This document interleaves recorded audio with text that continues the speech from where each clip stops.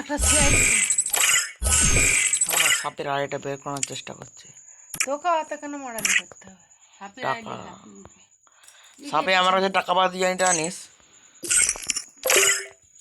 বালিশটা মাথায় দে, এইটা মাথায় দেন। সাপে আমার কাছে টাকা পাই জানিস, 40 টাকা না কত টাকা ধার লিনি ওর কাছ থেকে। হয়েছে কি? তো দিতে হবে না লোককে। আমি দেবো বলছি না,